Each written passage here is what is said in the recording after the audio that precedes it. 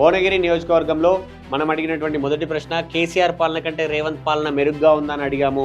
మెరుగ్గా ఉంది అనే వాళ్ళ సంఖ్య 41% అయితే, మెరుగ్గా లేదు అనే వాళ్ళ సంఖ్య దాదాపు 53%గా ఉంది. ఇప్పుడే చెప్పలేమనే వాళ్ళ సంఖ్య కూడా చాలా తక్కువగా ఉంది. సో ఓవరాల్గా ఇది పరిస్థితి. 2 సంవత్సరాల తర్వాత చూస్తున్న పరిస్థితి. నెక్స్ట్ క్వశ్చన్కి వెళ్దాం. రేవంత్ పాలనకు మీరు ఇచ్చే మార్కులు ఎన్ని అంటే 41.17% మంది ప్రజలు 50 మార్కులు ఇస్తే, దాదాపు 29 అంటే 30% మంది ప్రజలు 25 మార్కులు ఇస్తే, 17% పైగా ప్రజలు 75 మార్కులు ఇచ్చారు. 11.76% మంది ప్రజలు 100కు 100 మార్కులు ఇచ్చారు. నెక్స్ట్ క్వశ్చన్కి వెళ్దాం.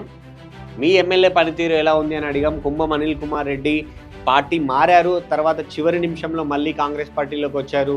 ఆయన ఎమ్మెల్యేగా అవకాశం వచ్చింది, అక్కడ పార్టీ టికెట్ ఇచ్చింది కాంగ్రెస్ పార్టీ.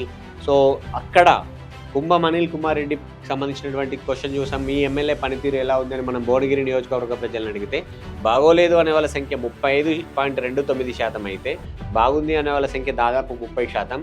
అయితే బాగుంది అనే వాళ్ళ సంఖ్య తక్కువగా ఉన్నప్పటికీ, బాగోలేదు అనే దానికన్నా అయితే మెరుగుపరుచుకోవాలి, ఆయన మెరుగుపరుచుకుంటే ఆయనకు పాజిటివ్గా పెరిగే అవకాశం ఎక్కువగా ఉంది అనే వాళ్ళ సంఖ్య మాత్రం 35.29%. సో మిక్స్డ్ ఒపీనియన్ అయితే కనపడుతూ ఉంది ఆయన పనితీరు పట్ల అని అయితే చెప్పుకోవచ్చు.